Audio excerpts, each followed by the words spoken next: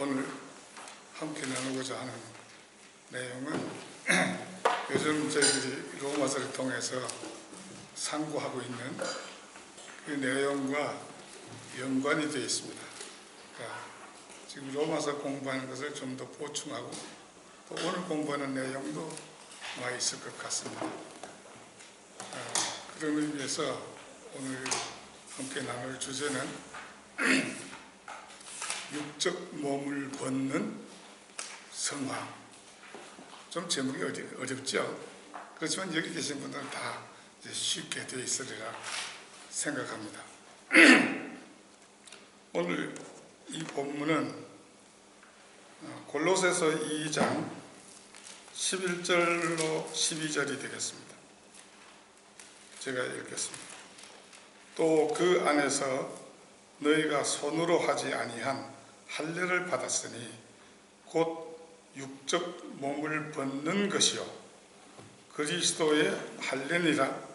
너희가 세례로 그리스도와 함께 장사한 바 되고 또 죽은 자들 가운데서 그를 일으키신 하나님의 역사를 믿음으로 말미암아 그 안에서 함께 일으키심을 받았느니라. 이렇게 되어 있습니다. 이 말씀은 신구약을 꿰뚫어 볼 수 있는 아주 중요한 키와 같은 말씀인 것 같습니다. 제가 실제로 신구약을 하나로 묶는 복음의 맥을 만드는데 굉장히 중요한 결정적인 역할을 한 구절이기도 합니다. 이 말씀에 의하면은 우리가 손으로 하지 아니한 할례를 받았다. 그 할례는 그리스도의 할례인데 예수 그리스도와 함께 죄에 대해서 죽고 하나님 앞에서는 살게 되는 이 영적 세례가 바로 그리스도의 할례라는 겁니다. 이 그리스도 할례라는 이 용어는 로마서 15장 8절에도 그리스도께서 할례 수종자로 오셨다 이렇게 표현되어 있습니다.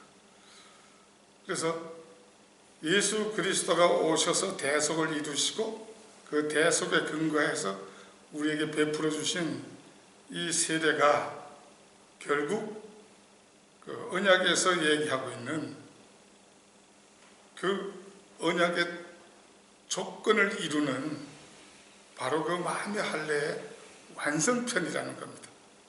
이렇게 연결이 되어 있다는 거죠. 그러니까 언약에서 그 구원의 조건으로 제시되는 그 마음의 할례를 상징하는 그 할례가, 육신의 할례가 바로 예수 그리스도가 오셔서 대속을 이루시고 우리에게 베풀어 주신 세례 받은 자에게 나타나게 되는 영적인 현상을 형상화시켜 놓은 것이다. 굉장히 중요한 내용이 되겠습니다. 그러니까 언약과 그 하나님이 이루신 그리스도 안에서 이루신 이 복음이 전체적으로 하나가 연결됐다라고 하는 것을 이 말씀을 통해서 알 수가 있죠. 그래서 우리가 지난 시간에 세례에 대해서 공부를 했습니다. 세례는 좀 전에 말씀드렸다시피 죄에 대해서는 죽고 하나님 앞에서는 사는 겁니다. 예수 그리스도와 함께. 그리고 또 다른 용어도 하나 있지요. 우리의 심령을 예수 그리스도의 보혈로 아주 정결케 씻는다라고 하는 그런 의미도 세례의 그 의미로 표현되고 있습니다. 크게는 이 두 가지로 공식적으로 표현이 되고 있는데요. 이 세례는 결국 구약시대의 마음의 할례로 표현됐던 바로 그겁니다. 그래서 이 세례를 받음으로 우리에게 일어난 것은 뭐죠? 예수 그리스도를 닮은 하나님을 사랑하는 하나님의 자녀로 거듭난 것입니다. 하나님의 자녀로 거듭난 이것은 약속의 자녀에게 바로 일어나는 일인데, 이것이 곧 약속의 자녀에게 하나님이 만들어주신 속사람입니다. 이 속사람은 처음에는 DNA 정도밖에 안 되는 씨에 불과하지만, 그러나 하나님의 자녀로서 완전한 속성을 다 가지고 있습니다. 바로 이것이 언약의 구원의 조건이었던 것이죠.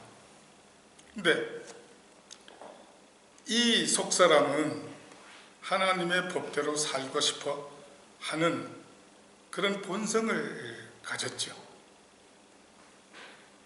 그러니까 이렇게 마음의 할례를 받고 또는 신약시대에 성령 세례를 받은 자는 하나님의 말씀대로 자기 삶 가운데서 삶으로 드러내기를 원하는, 또 실제로 드러내는 삶을 살게 되어 있는데, 그런데 이것이 왜 육적 몸을 벗는 것이냐 하면, 하나님이 우리 속에는 그 새로운 피조물을 우리 속에 그것만 만들어 주셨지, 우리의 모든 것을 다 하나님의 자녀로서 퍼펙트하게 바꿔주시지 않으셨어요. 그래서 죄와 연관된 것이 두 가지가 남아있는데 이미 다 기억하실 거예요. 하나는 죄예요. 죄라는 것은 의인화됐다고 그랬죠.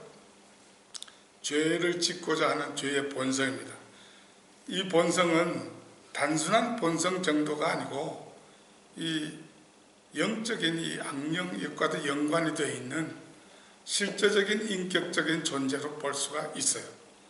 이 죄는 우리의 육신 가운데 있습니다. 그리고 또 하나 있어요. 우리 몸 속에는 몸의 사욕이라고 표현된 게 있죠. 우리 육신 자체는 구원을 못 받았어요. 그렇기 때문에 이 육신은 그 소와 돼지 말처럼 이 육신이 가지고 있는 욕망들을 잘 컨트롤할 수 없는 욕망들을 가지고 있어요. 그러니까 식욕이라든가 여러 가지 욕망이 있죠. 그런 욕망들을 갖다 사욕이라고 표현하고 있어요. 그러니까 이 죄의 이 본성과 이 육신이 원하는 이 사욕을 원하는 이 생각을 성경에는 뭐라고 표현되냐면은 육신의 소욕이라고 또 표현을 해요. 바로 이 육신의 소욕을 극복해야, 이것을 이기고 이걸 뚫고 나와야 그 속에서 원하는, 새 사람이 원하는 삶의 모습이 드러나게 되어 있습니다. 그러니까 이걸 갖다 표현하기를 그 육적 몸을 벗는다 이렇게 표현하고 있죠. 이것이 육적 그 할례인 포경수술, 그 겉껍질을 벗겨냄으로 속살이 드러나게 하는, 이것이 할례의 언약의 징표로 하나님이 참 희한하게도 그렇게 주셨던 겁니다. 바로 이와 같이 새롭게 이 속사람으로 우리에게 주어진 이 속사람이 점점 자라서 이 속사람이 원하는 이런 모든 내용들이 100% 밖으로 드러나는, 여기까지 자라면 예수 그리스도의 장성한 분량에 이르는 거기까지 가게 되는 거죠. 이것이 이제 성화로 볼 수 있습니다. 물론 성화는 두 가지로 생각할 수 있죠.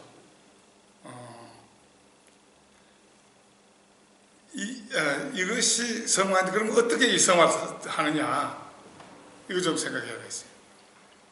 성화는 결국 예수 그리스도의 장성한 분량에 이르는, 그때가 언제죠? 예수 그리스도의 날이에요. 그때까지 퍼펙트하게 예수 그리스도의 장성한 분량까지 자라야 돼요. 이 프로세스가 우리가 살아있는 동안에 일어나는 이 프로세스가 성화라 이렇게 말할 수가 있죠. 그럼 이 성화를 또 의의가 또 두 가지 더 있는데, 이 성화를 통해서 내가 하나님의 자녀로 온전히 거듭난 사람인가, 즉 하나님이 베풀어 주신 마음의 할례 곧 세례를 받아서 생긴 그 믿음으로 칭의를 받은 사람인가 아닌가를 확인할 수 있는, 자기 스스로 확인할 수 있는 방법이기도 해요. 그런 의미에서 중요합니다. 이것을 확인할 수 있어야 정상적인 진짜 신앙생활이 되는 거죠. 이거 없이는 종교생활이 될 수밖에 없는 그런 문제가 생기죠. 그리고 또 한 가지, 또 다른 의의는 우리를 의롭다 하신 그 칭의 있잖아요. 칭의, 그것이 실제로 나의 것으로 만들어가는 그 과정이다, 이렇게 말할 수 있죠. 근데 이것도 따져서 보면은 실제로 내가 만들 수 없어요. 하나님이 의롭다 하신 것을 실제로 의로운 자로, 의롭다 하신 것은 하나님이 의로운 만큼 의롭다고 칭해 주신 거 아니에요. 그 칭하신 그것을 실제로 그렇게 되도록 하나님이 만들어 가시는 과정이다, 이렇게 볼 수가 있어요. 그렇기 때문에 이 성화를 이루는 데 있어서 기본적인 요건이 하나 있는데, 이 첫째로 중요한 것은 이 성화는 이미 하나님의 자녀로 거듭난 사람에게만 해당되는 프로세스예요. 하나님의 자녀로 자라가는 것이지, 이 세상의 도덕적인 그 관점에서 좀 더 도덕이 좋은, 업그레이드 되는 그런 수준으로 올라가는 게 아니에요. 이제 차원이 다른 바로 그런 문제라는 이야기입니다. 그렇기 때문에 이것은 하나님이 하실 수 있어요. 성령의 절대적인 역사로 이루어지는 거예요. 이것 때문에 참 오해를 또 많이 하고 있지만, 이 성령의 역사로 이루어진다는 점과, 그렇다면 우리 인간 쪽에서 봤을 때는 하나님을 신뢰하고 전적으로 성령이 인도하는 데 따라서 사는 거예요. 율법 대신에 우리가 하는 게 주어진 게 뭐지요? 이제는 율법에서부터 자유한 그 조건이 뭐냐면 성령의 인도함을 따라 삶으로 실제로 율법에서 규정하고 있는 요건들을 충족시키는 거예요. 그러니까 크게 보면 성령의 인도하심을 따라 우리가 순종해 살면서 율법의 요구를 이루는 그런 과정이 되는 거죠. 우리는 이 부분 지난번에 벌써 배웠어요. 성령께서 주도해서 나가시는 이것은요, 그 전에 우리가 구원받기 전에는 죄가 우리 속에 왕노릇하면서 우리는 꼼짝없이 그 죄의 명령에 따라 복종하면서 죄를 이루고 또 사망을 향해서 갔던 거예요. 그 대신 이제 예수 그리스도의 세례에 의해서 마음의 할례를 받은 자는 이제는 하나님의 은혜가 그 죄 대신 우리의 왕으로 그 은혜가 우리의 왕이 돼서 죄보다도 훨씬 더 풍성하고 강력한 그 은혜 아래 우리가 순종하는 겁니다. 이 순종하는 것도 이것이 하나님이 너희 이제는 나한테 순종해가 아니고 실제로 하나님을 사랑하기 때문에 하나님이 좋아서 나를 갖다 종으로 드린 바로 그런 종이 돼서 하나님의 은혜 아래 종이 돼서 이 성령이 인도하시는 대로 순종함으로 율법의 요구가 이루어지게 이렇게 되어 있다는 말입니다. 그렇기 때문에 우리가 해야 할 일은 사실은 이 뭉뚱그려서 놓고 보면은 간단해요. 그렇게 어렵지 않아요. 뭐겠어요? 하나님을 아는 거예요.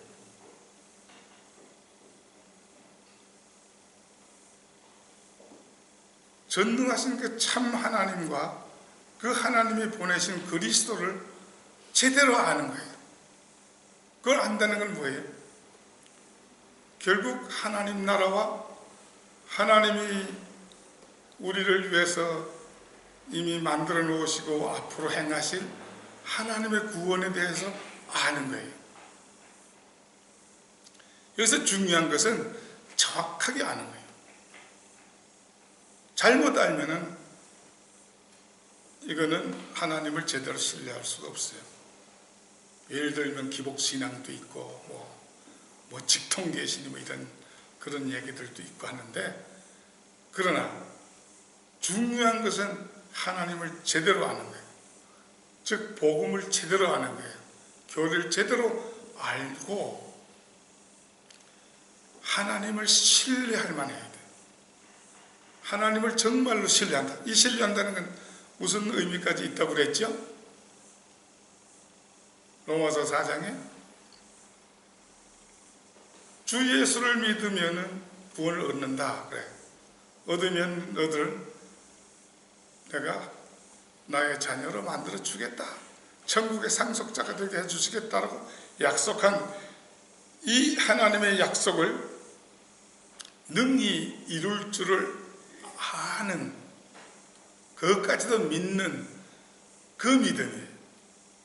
근데 그것은 하나님을 얼마만큼 아느냐, 그 복음을 얼마만큼 제대로 아느냐에 따라서 그게 달라져요. 그렇게 달라지면 하나님을 더 신뢰하게 되고, 더 신뢰하게 되면은 성령의 인도하심에 더 잘 순종하는 이런 일이 일어난다 이거죠. 혹자는 이렇게 생각할 수 있어요. 행위가 중요해. 행위를 강조 중요하죠.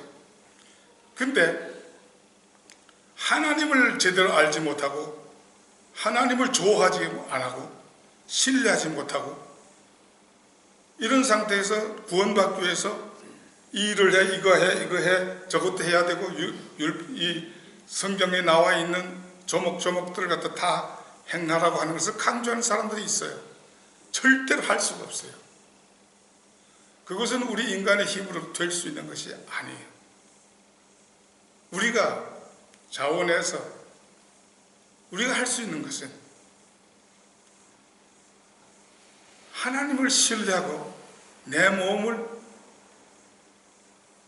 성령이 사용하셔서 하나님의 병기로 드리는, 이랬을 때 내 몸이 성령의 이 쓰시는 도구가 돼서 하나님의 병기가 된다는 거죠. 이게 성화예요. 그럼 이거 내가 하는 거 아니에요. 실제로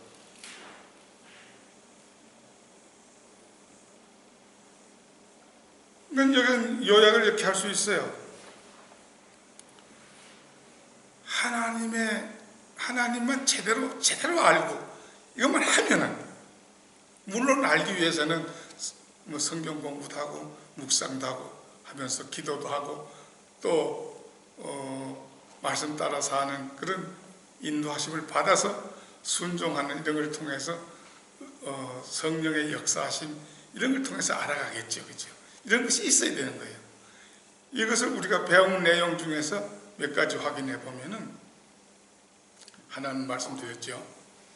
내 자신을 성령께 내드려서 성령이 사용하셔서 하나님의 병기가 되게 하는 거예요. 그러자면은 내 옛사람의 생각 이런 것은 하나님의 생각에 무조건 복종시킬 줄 아는 그런 사람이 되어야 되고, 나에게 주어진 그 어떤 것도 그게 좋든 나쁘든 선악간에 그것은 하나님이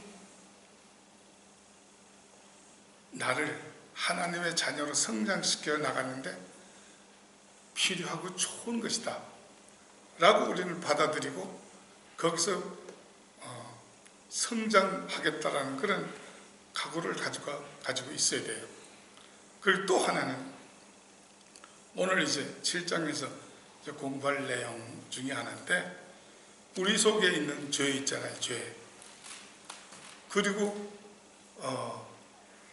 나 있어요. 그러니까 거듭난 나와 내 속에서 죄를 짓고자 하는 또 다른 그 인격체, 이것을 분리를 할 수 있어야 돼요. 이걸 못하면 피하가 식별이 안 되니까 전쟁이 안 되는 거예요. 모르면은, 이걸 안 하면은 그 죄가 생각하는 이것도 다 나라고 생각하기 때문에 싸움이 안 되는 거야. 이걸 어떻게 굴복시킬 수가 없다는 얘기죠.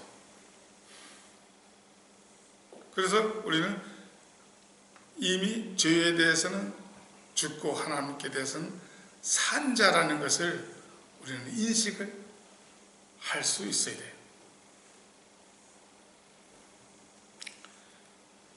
이 사실 성화의 거는 제가 말씀드리기에는 너무 무거운 주제예요.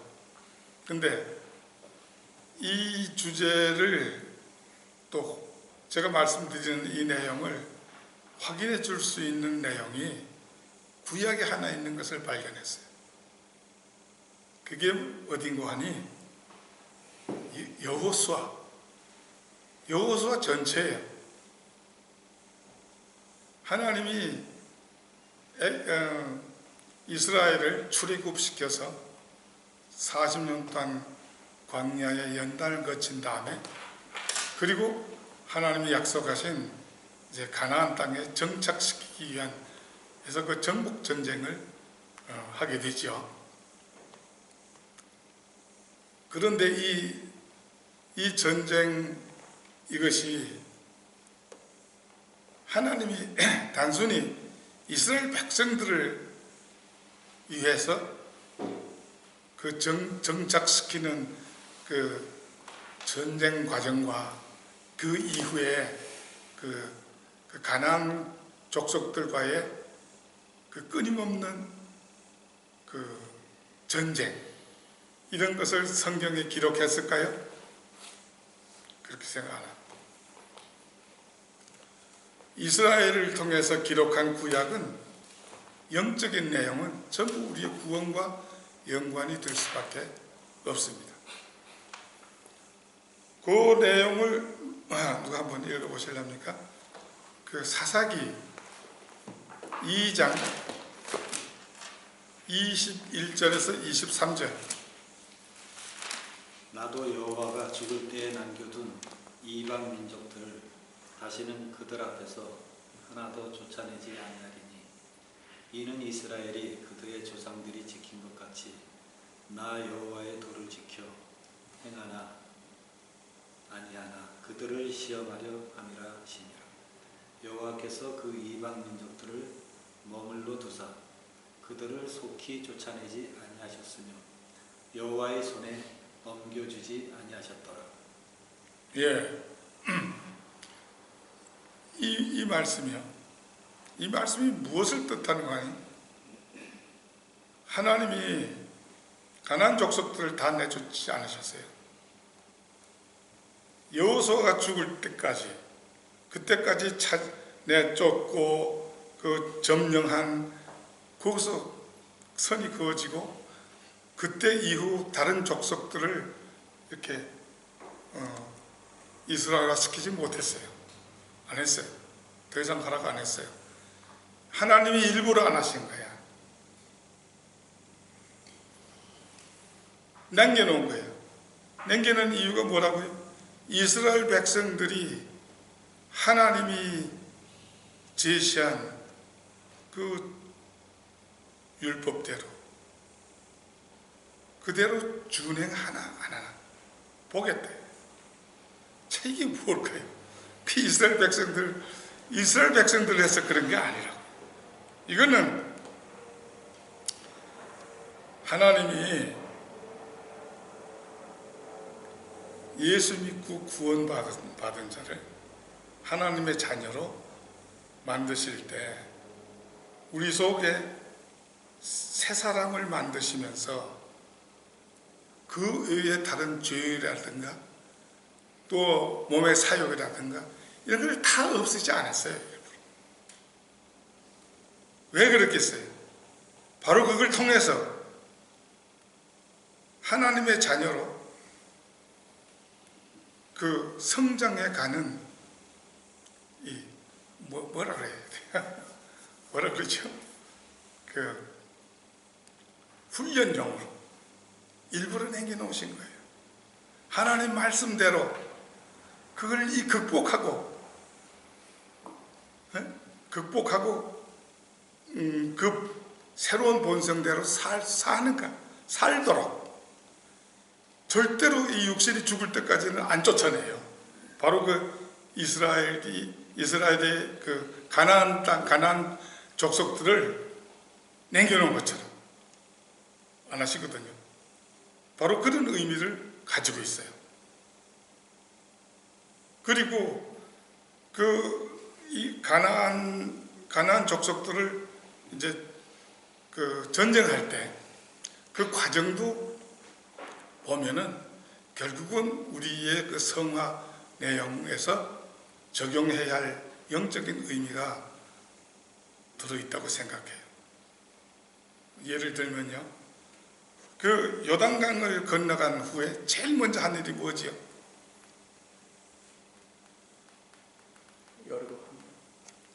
길갈에서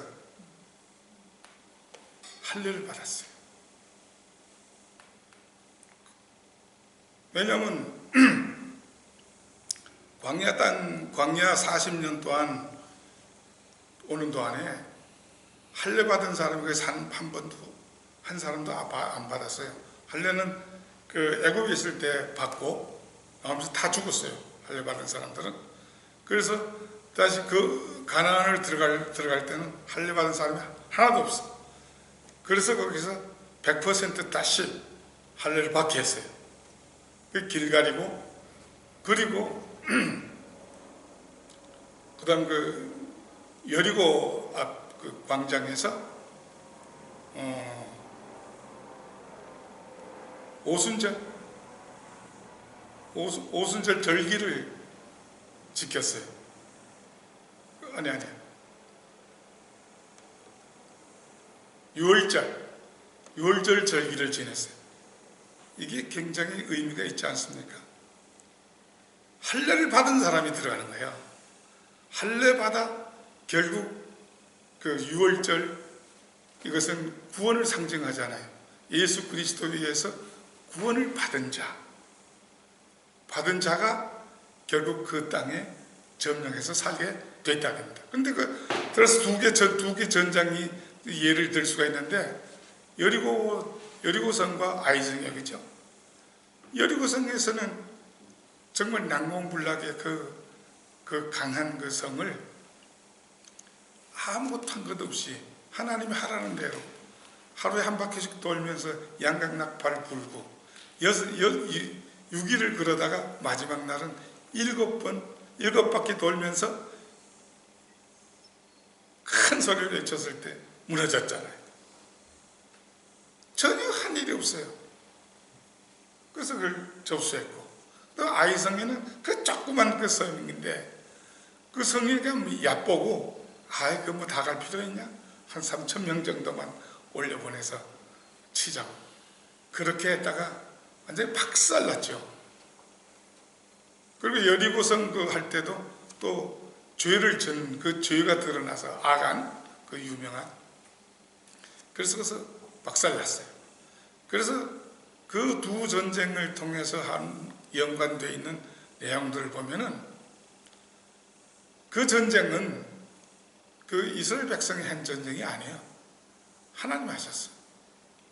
그러니까 이스라엘 백성은 하고 한 명이 1,000명을 쫓는다 그랬다고. 그러니까 일당 천이요. 그러니까 하나님의 한 일과 그 이스라엘 한 일은 1대 1,000이라는 이야기예요. 사실 1대 1,000도 더 돼요. 우리 성화가 바로 그렇다는 얘기입니다. 그래서 전리품들 이것도 하나님께 다 드리라 그랬어요. 왜? 전리품은 공을 세운 사람한테 나눠줘야 되잖아요. 그 공은 하나님이 세우셨으니까 하나님이 다 받으셨어요. 그러니까 바로 우리의 성화가 바로 그런 겁니다. 그러니까 이 구약을 통해서 확인할 수 있는데, 이 구약을 제가 좋아하는 이유는 이거예요. 이 구약은 모형이잖아요. 모형은 대표적인 그 속성만 두드러지게 이렇게 클로즈업 시켜서 보여줌으로써 특징을 제대로 알 수 있잖아요. 그런 의미에서 이 가나안 정복 전쟁을 보면은 우리의 성화의 특징을 알 수 있어요. 그래서 결론적으로 이 성화는 하나님의 구원의 한 과정이에요. 왜? 예수 그리스도의 그 대속, 즉 예수 그리스도 자신이 그 속전으로 드렸잖아요. 그 속전의 대가만큼 구속으로 이것이 우리에게 다 나타나야 되는데, 그건 뭐겠어요? 결국은 예수 그리스도의 장성한 그 모습이 예수 그리스도로 표현된 랜쌈이에요. 그리고 이것은 언약으로 약속하신 것이 뭐였죠? 언약은 결국 할례 하나만 받는 것으로 구원해 주시겠다는 거예요. 그럼 그 이후에 일어나는 것은 하나님이 하실 일이에요. 우리가 할 건 뭐냐? 이미 말씀드렸어요. 그 하나님을 알고 하나님을 신뢰하고 하나님이 원하시는 대로 나를 드리는 종의 역할만 하면 되는 거예요. 이것은 또 다른 말로 뭐로 표현하고 있냐면, 내 속에서, 우리 속에서 착한 일을 시작하신 이가, 착한 일이 뭐지요?